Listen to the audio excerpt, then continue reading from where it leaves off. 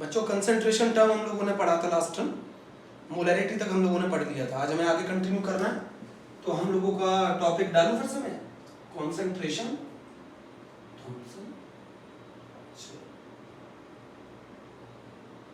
अब मेरे को एक चीज बताना, अब सबसे पहले कल हम लोगों ने मोलैरिटी पढ़ा था। मोलैरिटी का कोई कुछ याद नहीं करना, बेसिक याद करना है। मोलैरिटी का क्या मतलब है? Number of moles of solute, number of moles of solute upon volume of solution in litre, ये होना चाहिए ना। ये बेसिक फॉर्मूला है मोलैरिटी का, number of moles of solute upon volume of solution in litre. ये हमारा बेसिक फॉर्मूला है किसका? मोलैरिटी का। मोलैरिटी का फॉर्मूला सीख लिया, number of moles of solute upon volume of solution in litre. कुछ नहीं करना है, अगर वॉल्यूम ml में हो 1000 से डिवाइड करो, मोल्स निकालना है, ये फॉर्मूला है। चलिए क्वेश्चन करता हूं ना, क्वेश्चन करते हैं फिर आगे समझते हैं। एनसीईआरटी का क्वेश्चन है, question number 1। What is the molarity of solution, what is the molarity of a solution formed from 6.75 gram NaCl dissolved in water to make a solution with total volume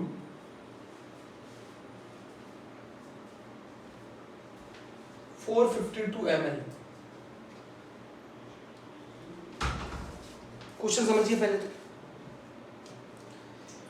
मुझे molarity निकालनी है एक ऐसे solution की जो कि 6.75 ग्राम NaCl contain करता है, और उसे हमने वाटर में डिसॉल्व किया। टोटल वॉल्यूम सॉल्यूशन का 452 ml दे रखा है, सॉरी 450 ml दे रखा है। इस सॉल्यूशन की हमें मोलैरिटी निकालनी है, बड़ा आसान है। तो मोलैरिटी निकालने के लिए सबसे पहले मोल्स निकालो सॉल्यूट के। सॉल्यूट कौन है? NaCl।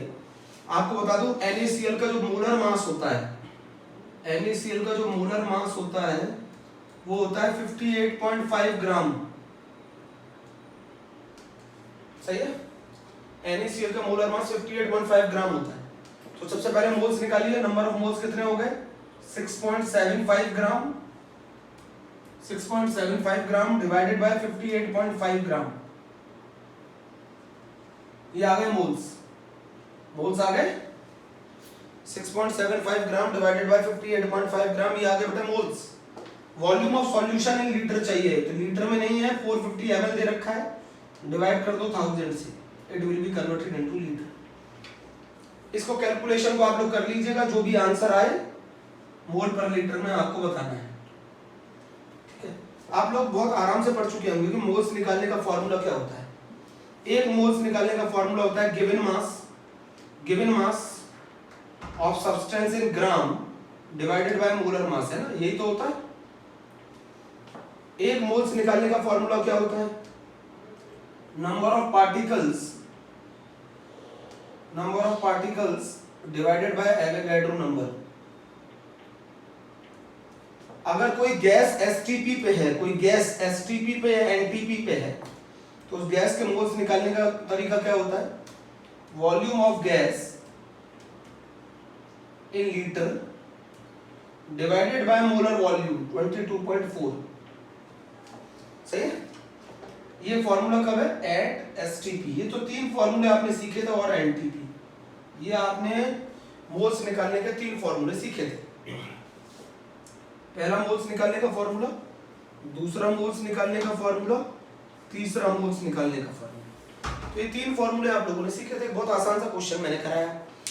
अब आपको अच्छे से समझना चाहिए था इस क्वेश्चन को कैसे करेंगे। कुछ बच्चे पूछ रहे थे मुझसे, सर ये कैसे करेंगे? देखो दरअसल आप मोलैरिटी का फॉर्मूला जानते हैं, सॉरी आप मोलैरिटी का फॉर्मूला जानते हैं, आप लोग मोलैरिटी का फॉर्मूला जानते हैं, नंबर ऑफ मोल्स। अब नंबर ऑफ मोल्स कैसे निकाल सकते हैं? वेट गिवन, कितना मास गिवन है NaCl का? 6.75। पूरा लिखने की जरूरत नहीं है, divided by molar mass 58.5 moles आ गए upon volume in litre. Volume चाहिए सॉल्यूशन का लीटर में, कितना वॉल्यूम दे रखा था 450 ml, लीटर में कन्वर्ट करो, 1000 से डिवाइड करो, मोलैरिटी जो भी आएगी कैलकुलेशन आपको करनी है मोल पर लीटर में, आप करके बताएंगे मुझे, ठीक है। ये क्वेश्चन हो गया एक, क्वेश्चन नंबर 1 हो गया। चलिए अगला क्वेश्चन करते हैं, अगला क्वेश्चन करते हैं। फॉर्मूला बेसिक यही है, फॉर्मूला बेसिक यही है।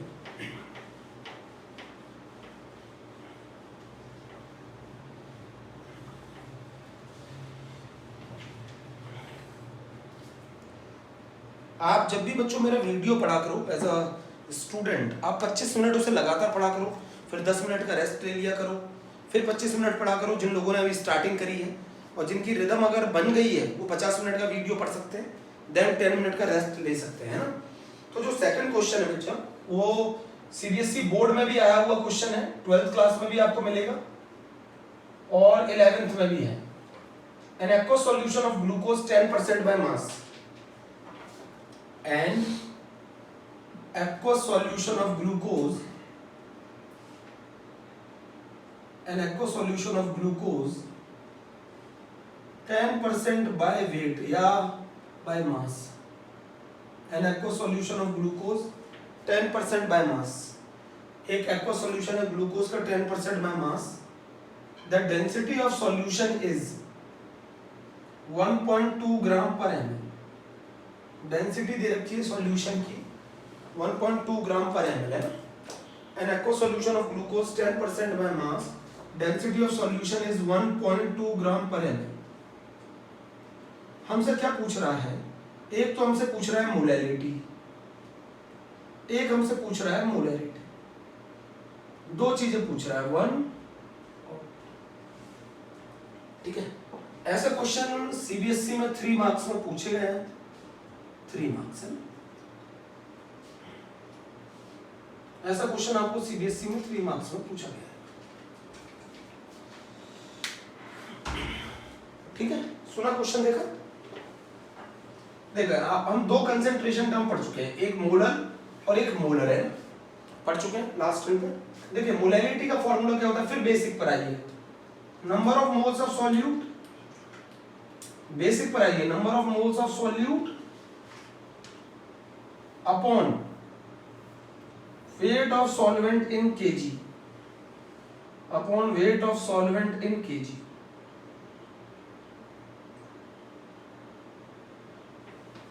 ये फॉर्मूला आपको सीखना है बच्चों। जब हम मोलैरिटी निकालते हैं तो मोल्स ऑफ सॉल्यूट को नीचे wait of solvent in KG लेते हैं, और जब हम मोलैरिटी निकालते हैं तो नीचे वॉल्यूम ऑफ सॉल्यूशन लेते हैं, ठीक है। तो सबसे पहला पार्ट करते हैं, आंसर नंबर 1,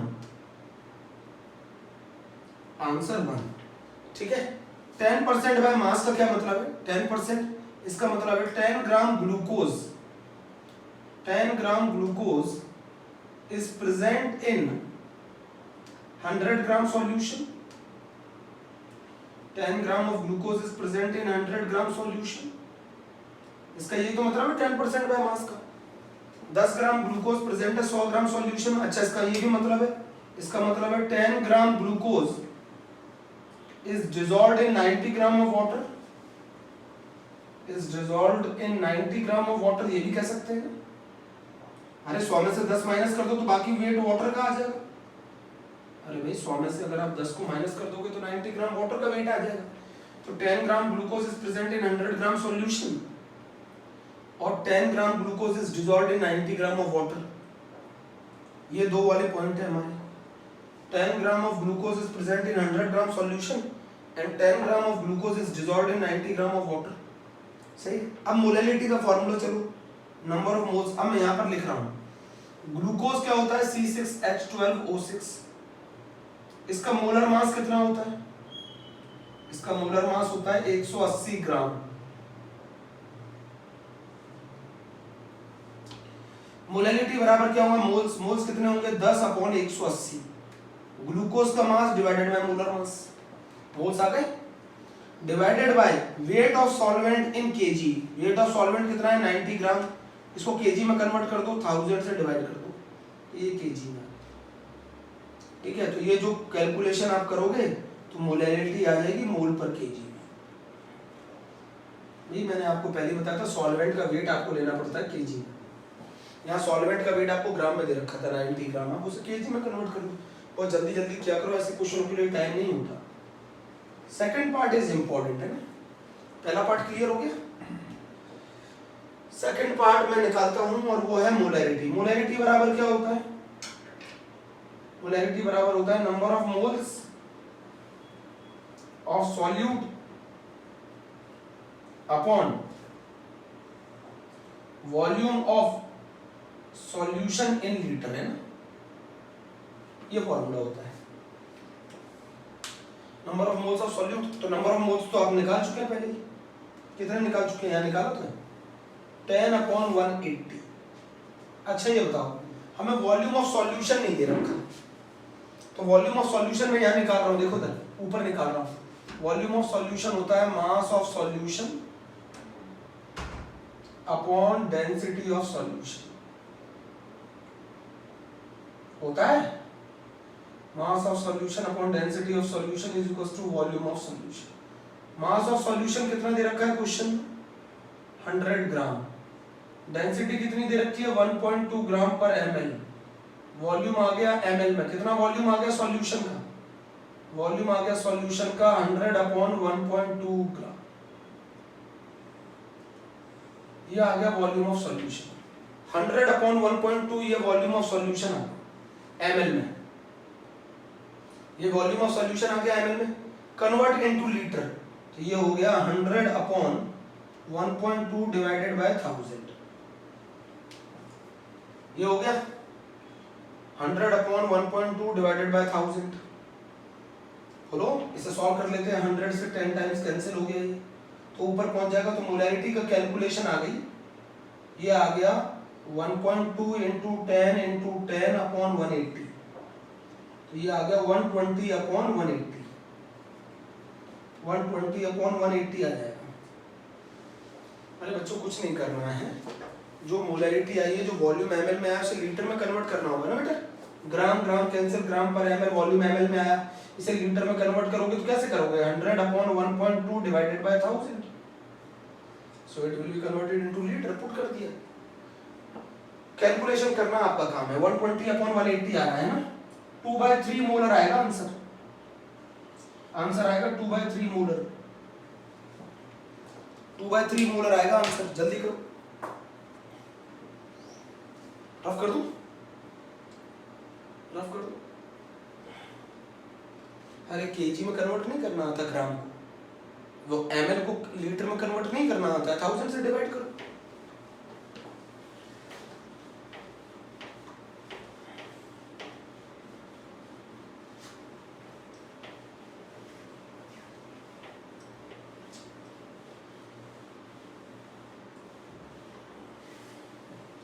अब एक और कंसंट्रेशन टर्म पढ़ रहे हैं हम लोग, है ना बच्चों, एक और कंसंट्रेशन टर्म पढ़ रहे हैं, बहुत इंपॉर्टेंट कंसंट्रेशन टर्म है, and this is called mole fraction.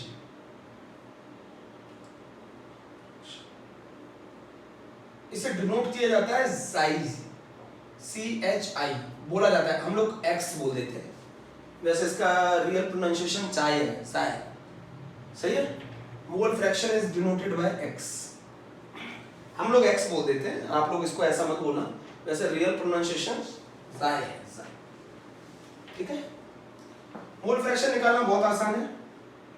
जैसे मान लीजिए मैं आपको बोलूं मोल फ्रैक्शन आप सॉल्यूट का निकालिए, सॉल्यूट का मोल फ्रैक्शन निकालिए, तो जिसका मोल फ्रैक्शन निकालना होता है उसके मोल्स ऊपर, moles of solute, moles of solute पूरा लिखो, पूरा लिखो, मोल्स ऑफ सॉल्यूट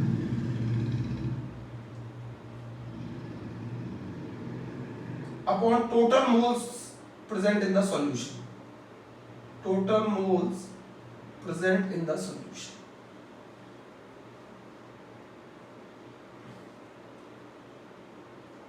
ये फॉर्मूला हो गया। अगर आपको, वैसे मैं आपको ट्रिक बता रहा हूं, जिसका मोल फ्रैक्शन आपको निकालना है, जिसका मोल फ्रैक्शन आपको निकालना है उसके मोल्स ऊपर डिवाइडेड बाय टोटल मोल्स, है ना, प्रेजेंट इन द सॉल्यूशन, ठीक है, ये है मोल फ्रैक्शन। तो मोल फ्रैक्शन के बारे में बता दूं मैं, मोल्स आपको मैंने पहले बताया था कि ये मास को एक तरीके से मास का रिप्रेजेंटेशन मान सकते हैं। तो जब मास का रिप्रेजेंटेशन मान सकते हैं, ऊपर भी मास नीचे भी मास, तो ये कौन सा कंसंट्रेशन टर्म है? एक wait by weight concentration term है। मोल फ्रैक्शन एक wait by weight concentration term है, डायमेंशन लेस है, कोई यूनिट नहीं हो सकती बेटा। क्यों? ऊपर भी मोल्स नीचे भी मोल्स, रेशियो है मोल्स का, डायमेंशन लेस है। तीसरा पॉइंट बहुत इंपॉर्टेंट है, वेट बाय वेट जितने भी कॉन्सेंट्रेशन टर्म है वो सब टेम्परेचर इंडिपेंडेंट होते हैं। जितने भी concentration term wait by wait है वो सब टेम्परेचर इंडिपेंडेंट होते हैं। जितने भी concentration term wait by wait है वो सारे कॉन्सेंट्रेशन टर्म टेम्परेचर इंडिपेंडेंट होते हैं। तो मोल फ्रैक्शन एक wait by wait concentration term है, डायमेंशन लेस है और टेम्परेचर इंडिपेंडेंट है। ये हमारी कहानी है, ठीक है। मान लो एक सॉल्यूशन बनाया मैंने ए और बी को मिक्स करके, दो कंपोनेंट है उसमें ए और बी। एक सॉल्यूशन मैंने बनाया, टू कंपोनेंट सिस्टम है ना। एक सॉल्यूशन मैंने बनाया दो कंपोनेंट सिस्टम से, ए और बी। ए के मोल से Na है ना, बी के मोल से Nb। कोई भी सॉल्यूट हो सकता है, ए भी हो सकता है, बी भी हो सकता है। तो अगर मैं बोलूं मोल फ्रैक्शन मुझे ए का बताओ, तो कुछ नहीं करना है, ए के मोल्स, टोटल मोल्स कितने होंगे सॉल्यूशन में? Na plus Nb। ए के मोल से Na है, बी के मोल से Nb है, दो कंपोनेंट सिस्टम है। अगर मैं आपसे बोलूं ए का मोल फ्रैक्शन बताओ, तो ए के moles divided by total moles present in the solution. अगर मैं आपसे बोलूं बी का मोल फ्रैक्शन बताओ, तो बी के moles divided by total moles present in the solution. बोलो। तो जिसका मोल फ्रैक्शन निकालना है उसके मोल्स ऊपर डिवाइडेड बाय टोटल मोल्स, जिसका मोल फ्रैक्शन निकालना है उसके moles divided by total. Fraction word हर समय किसी भी चीज को एक में से बताता है, मतलब सभी के फ्रैक्शन का सम कर दोगे तो 1 आता है। फ्रैक्शन किसी भी रिजल्ट को एक में से बताता है और परसेंटेज किसी भी रिजल्ट को 100 में से बताता है। समझ गए? तो अब यहाँ पे समझो, नीचे समझना। अगर मैं इस x a plus x b का सम कर दूं तो कितना आएगा जरा बताओ? x a plus x b का सम कर दूं, Na upon Na plus Nb plus Nb Na upon Na plus Nb। तो ये आंसर आ गया Na plus Nb upon Na plus Nb है, और ये रिजल्ट आ गया 1। ठीक है, मतलब जितने भी कंपोनेंट किसी सॉल्यूशन के अंदर प्रेजेंट होते हैं उन सभी के मोल फ्रैक्शन का सम 1 होता है। सभी के मोल फ्रैक्शन। अच्छा, इस सॉल्यूशन में कितने कंपोनेंट हैं? 2 कंपोनेंट है, 2 कंपोनेंट के मोल फ्रैक्शन का सम 1 होगा। मोल फ्रैक्शन का मतलब है मोल्स का रेशियो, जिसका मोल फ्रैक्शन निकालना है उसके moles divided by total moles. तो टेम्परेचर इंडिपेंडेंट होता है, डायमेंशन लेस होता है, wait by weight concentration term है, मोल फ्रैक्शन ऑफ सॉल्यूट ऐसे निकाला जाता है। चलिए अब मैं आपको बता दूं, मान लीजिए 3 कंपोनेंट सिस्टम है। मैं एक नोट करके लाया हूं, एक पॉइंट वो आप लिखिए, वो एक पॉइंट मैंने नोट किया वो आप लिखिए। अगर मान लीजिए मोर देन 2 कंपोनेंट्स, अगर हमारे सॉल्यूशन में मोर देन 2 कंपोनेंट्स, हमारा सॉल्यूशन 2 कंपोनेंट से ज्यादा से बना है, तो उस केस में सभी के मोल फ्रैक्शन, अब वो 3 कंपोनेंट भी हो सकते हैं, 4 भी हो सकते हैं, 5 भी हो सकते हैं, तो सभी के मोल फ्रैक्शन का सम कितना होता है? 1 होता है। सभी के मोल फ्रैक्शन का सम 1 होता है। बच्चों यहाँ पर एक चीज मैं आपको ये बताना चाहता हूँ, XA प्लस XB का सम 1 है, तो अगर मान लो आप एक का मोल फ्रैक्शन निकाल लो तो दूसरे का मोल फ्रैक्शन आप 1 में से माइनस करके निकाल सकते हो। आप एक का मोल फ्रैक्शन निकालो और दूसरे का मोल फ्रैक्शन 1 में से माइनस करके निकाल सकते हो।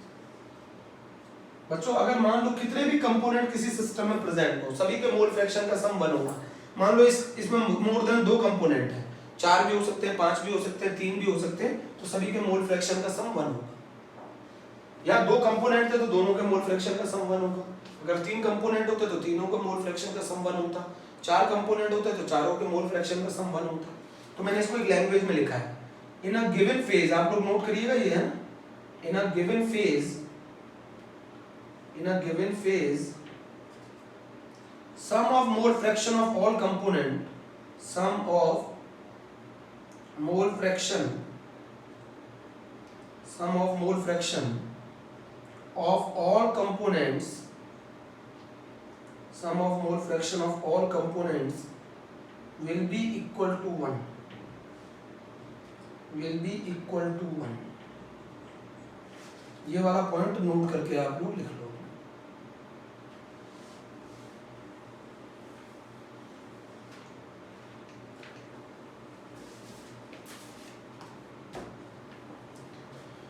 किसी भी गिवन फेज के अंदर sum of mole fraction of all component, जितने भी कंपोनेंट उसके अंदर फेज के अंदर प्रेजेंट होते हैं उन सभी का मोल फ्रैक्शन का सम 1 होता है. तो ये एक और कंसंट्रेशन टर्म है. शायद पहला हमारा वेट बाय वेट था, दूसरा वेट बाय वॉल्यूम था, तीसरा स्ट्रेंथ था, चौथा मोलैरिटी था, पांचवा मोलैरिटी था. ये सिक्स्थ कंसंट्रेशन टर्म है. ये सिक्स्थ कंसंट्रेशन टर्म है. In a given phase sum of mole fraction of all component will be equal to 1. Note करा बच्चों. ये weight by weight concentration term है क्योंकि मोल को भी हमने क्या माना है, मास का ही रिप्रेजेंटेशन माना है. मोल्स को भी हमने मास का ही रिप्रेजेंटेशन माना है. मोल्स को भी हमने मास का ही रिप्रेजेंटेशन माना है. मोल्स को भी हमने मास का ही रिप्रेजेंटेशन माना है. समझे नहीं समझे? अब हम अगली कहानी पे चल रहे हैं. एक क्वेश्चन करते हैं. चलिए एक अच्छा सा क्वेश्चन है,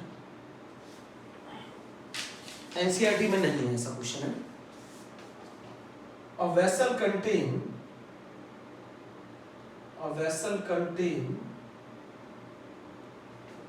equal masses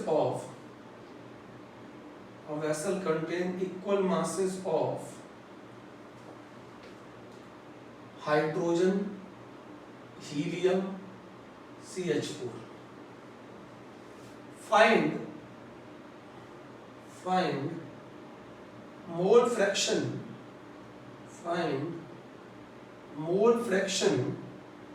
of each component. सभी के कंपोनेंट के मोल फ्रैक्शन को निकालें. ये क्वेश्चन हमसे पूछ रहा है. एक वेसल ने कंटेन कर रखा है equal masses of hydrogen, helium, CH4. Find mole fraction of each component. देखो इधर हमारे पास 3 गैसेस हैं, एक हाइड्रोजन, एक हीलियम, एक CH4. तीनों का वेट है W ग्राम. सही है, सेम वेट है ना, इक्वल वेट W ग्राम.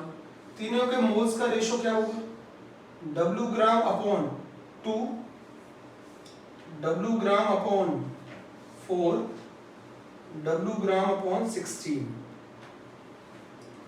इसका मोल्स क्या होंगे, वेट डिवाइडेड बाय मोलर मास. इसका मोलर मास 2 होगा, इसका मोलर मास 4 है, इसका मोलर मास 16. सॉल्व करो W W कैंसिल. ये आ गया 1 2 8. 1 2 8 आ गया ना. सभी को 8 से मल्टीप्लाई कर दो. अरे फ्रैक्शन से हट जाएगा ना. W W कैंसिल हो गया सभी में कॉमन. क्या आ गया, ये 1, ये आ गया 2 और ये आ गया 8. सभी को 8 से मल्टीप्लाई कर दो. तो बताओ ये आ जाएगा 8:4:1. कौन सा रेशियो कहलाएगा ये, मोलर रेशियो. इनके मोल्स का रेशियो ये आ जाएगा, इनके मोल्स का रेशियो आ जाएगा 1:8:4:1. ये इनके मोल्स का रेशियो आ जाएगा 8:4:1. H2 हीलियम, CH4, W ग्राम, W ग्राम, W ग्राम, W upon 2, W upon 4, W upon 16, 1:2:8. इसको 8 से मल्टीप्लाई कर दिए, ये मोलर रेशियो आ गया, मोल्स का रेशियो आ गया. अब बताओ मोल फ्रैक्शन बताओ मुझे हाइड्रोजन का. तो हाइड्रोजन के मोल्स कितने आ गए, 8. टोटल मोल्स कितने आएंगे, 8 + 4 + 1 13. अरे 8 + 4 + 1 13. हीलियम के कितने मोल्स आएंगे, 4/8 + 4 + 1 13. CH4 के कितने मोल्स आएंगे, 1/8 + 4 + 1. ये कितना आ गया रिजल्ट, 8/13. ये रिजल्ट कितना आ गया, 4/13. ये रिजल्ट कितना आ गया, 1/13. चेक करने के लिए तीनों का मोल फ्रैक्शन का सम 1 होना चाहिए. हाइड्रोजन, हीलियम, CH4 तीनों के मोल फ्रैक्शन का सम 1 होना चाहिए. ये कितना आ गया, 8/13. ये कितना आ गया, 4/13. ये कितना आ गया, 1/13 = 1. चेक करो. ये आ गया 13/13 इज इक्वल्स टू 1, मतलब मेरा आंसर सही है। बच्चों मैंने करा क्या देखो, सबसे पहले मैंने क्या किया, W ग्राम निकाला, वेट सभी का वेट एक ही था, W ग्राम W ग्राम W ग्राम, मोलर मास से डिवाइड कर दिया, इसका मोलर मास 2, इसका मोलर मास 4, इसका मोलर मास 16 सॉरी, इसका मोलर मास 16। अगर W ग्राम W ग्राम W ग्राम कैंसिल हो गया, ये कितना आ गया 1/2, 1/4, 1/16। इसको सिंप्लीफाई किया 1 2 8, 8 से सभी को मल्टीप्लाई कर दिया तो ये आ गया 8:4:1। ये आ गया इनके मोल्स का रेशो, मोलर रेशो कहते हैं, मोल्स का रेशो क्या कहते हैं, मोलर रेशो कहते हैं। मोलर रेशो आने के बाद हम लोगों ने ऐसा किया, मोलर रेशो आने के बाद हम लोगों ने ऐसा किया, ठीक है। ये क्वेश्चन एक अच्छा क्वेश्चन है, आप लोग करिएगा, वीडियो को आराम से देखिएगा तब जाके समझ में आएगा। ये मोल्स का रेशो मोलर रेशो कहलाता है, समझ गए। लॉन्ग मेथड नहीं है, शॉर्टकट मेथड है। रफ कर दूं,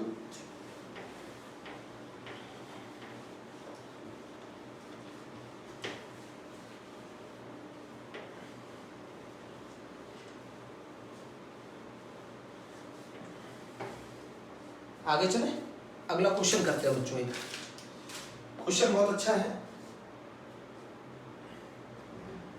N aqueous solution of 10% weight by weight NaOH is present in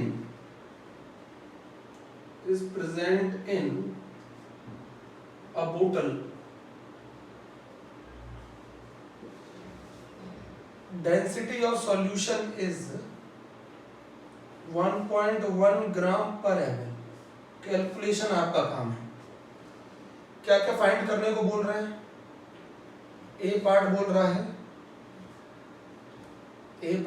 है मोलैरिटी फाइंड करो, बी पार्ट बोल रहा है मोलैलिटी फाइंड करो, सी पार्ट बोल रहा है wait by volume percentage find करो। 3 क्वेश्चन इसमें पूछा है।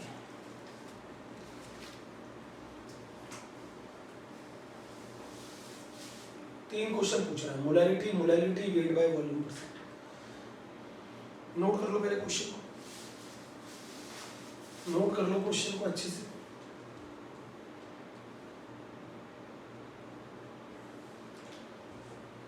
एक एक्वा सॉल्यूशन है NaOH का 10% weight by weight NaOH is present in a बोतल, density of solution is 1.1 gram per ml, molarity weight by volume percentage पूछा है ना। चलिए तो सबसे पहले ये 10% वेट बाय वेट का क्या मतलब है। इसका मतलब है 10 gram NaOH is present in 100 gram solution.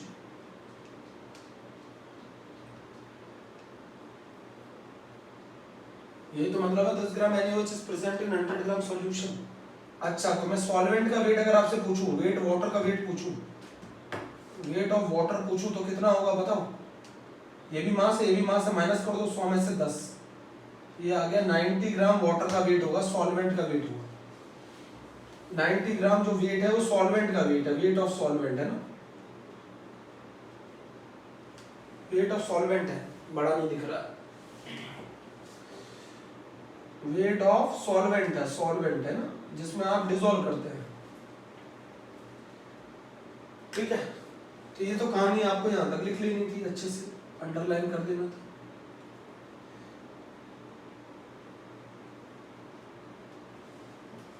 Underline कर देना था। आप जरा मेरी को कहानी बताओगे। चलिए अब अगली कहानी बताओ मुझे। अगली कहानी ये है कि आपका क्या दे दिया, 10 gram NaOH present in 100 gram solution दे दिया, 90 ग्राम वाटर दे दिया। अच्छा ये बताओ वॉल्यूम ऑफ सॉल्यूशन कितना होगा, मास of solution upon density of solution. ये वॉल्यूम आ गया ml में, वॉल्यूम मैंने निकाल लिया मास of solution upon density of solution करके, वॉल्यूम आ गया ml में, वॉल्यूम निकाल लिया ना, मास of solution upon density of solution. चलिए मोलैरिटी का फॉर्मूला क्या होता है, नंबर ऑफ मोल्स। वेट मिल गया, NaOH का वेट मिल गया 10 ग्राम, 10 डिवाइडेड बाय 40, 40 क्या होता है NaOH का मोलर मास, NaOH का मोलर मास 40 होता है, 23 प्लस 16 प्लस 1, NaOH का मोलर मास 40 होता है। 10/40 मोल्स आ गए। वॉल्यूम ऑफ सॉल्यूशन आपने निकाल लिया 100/1.1 डिवाइडेड बाय 1000, 1000 से क्यों डिवाइड किया, लीटर में कन्वर्ट हो जाए, तो 100 से 10 कैंसिल हो गया, सही है, इससे ये कैंसिल हो गया, तो ये आंसर आ गया 10/4 इंटू 1.1।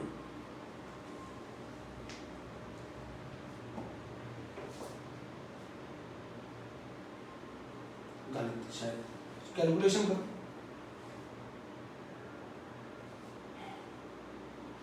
ये आंसर आ गया 11/4। कैलकुलेशन आप लोग कर लेंगे मोलैरिटी। तो कोई जरूरी नहीं है इसको आप इस 1000 को यहाँ लिखे, ऊपर भी लिख सकते हैं। अच्छा, बहुत सारे बच्चों को कैलकुलेशन में अगर दिक्कत आ रही है तो मैं इसको ऐसे लिख देता हूँ 10/40 लिख दिया ऐसे, ये 1000 ऊपर पहुंच गया, पहुंचा दो 1000 ऊपर, नीचे क्या रह गया 100/1.1, ऐसे कर सकते हैं। इस 1000 को मैंने ऊपर पहुंचा दिया, ये 1.1 भी ऊपर पहुंच जाएगा, तो ये बच गया कैलकुलेशन 10/40 1000/100 इंटू 1.1, ये तो कैलकुलेशन। घबराए नहीं करो, ये छोटी छोटी चीजें हैं, तो कैलकुलेशन तो आपका पार्ट है। आप वॉल्यूम को लीटर में कन्वर्ट नहीं कर पा रहे हो 1000 से डिवाइड करके, ये 1000 आप ऊपर मल्टीप्लाई कर सकते हो यहाँ पर, इसका मतलब ये ऊपर आ गया। इस 1000 का 1000 नीचे लगाया क्यों, अगर आपको कैलकुलेशन डिफिकल्ट लग रही है तो 1000 को ऊपर ले जाओ। तो पहला कैलकुलेशन हो गया, हमारा आंसर आ गया 11/4 है ना, ये कैलकुलेशन। तो मोलैरिटी मैंने निकाल दी है, रफ कर दूं, मोलैरिटी मैंने निकाल दी है, जल्दी मोलैरिटी फाइंड आउट कर लो। मोलैरिटी मैंने निकाल ली है, रफ कर दूं। सेकंड क्वेश्चन है, मोलैरिटी पूछ रहा है, नंबर ऑफ मोल्स अभी आपने निकाली 10/40, वेट ऑफ सॉल्वेंट 90 केजी में करना है, डिवाइड कर दो 1000 से, ये आ गया आंसर। ये निकाल लिया आपने मोलैरिटी मोल पर केजी में, यूनिट याद रखना, नंबर कट जाते हैं। मोल पर केजी में मैंने क्या निकाला, moles upon weight of solvent in KG, weight of solvent आपको 90 ग्राम दे रखा था, कन्वर्ट कर दो केजी। और अगर आप ऐसा नहीं कर पाते तो आप इसको ऐसे भी लिख सकते हैं, देखो मोलैरिटी इज इक्वल टू 10/40, और इसको अगर आप डिनोमिनेटर को ऐसे भी तो लिख सकते हो 10⁻⁻3, ऐसे लिख लो, आपकी मर्जी है, जो आपको अच्छा लगे वैसे लिख लो। अरे कैलकुलेशन मेरा काम नहीं है ना पढ़ाना। तो मोलैरिटी भी आ गई, मोलैरिटी का मतलब क्या होता है, moles of solute upon weight of solvent in KG, है ना। मैं यहाँ लिख देता हूँ, चलो मैं आपको मोलैरिटी निकाल के बता देता हूँ। मोलैरिटी हो गया moles 10/40 upon weight of solvent in KG 90 into 10⁻⁻3, ये मेरी मोलैरिटी आ गई मोल पर केजी।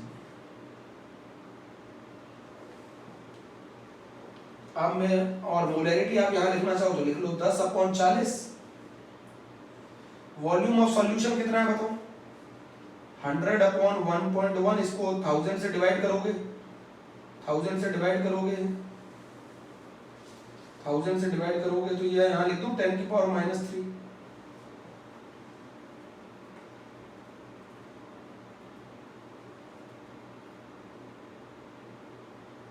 बोलो, समझ गए। आप ऐसे भी तो कर सकते हो 100/1.1 divided by 1000, so it will be converted into litre, है ना।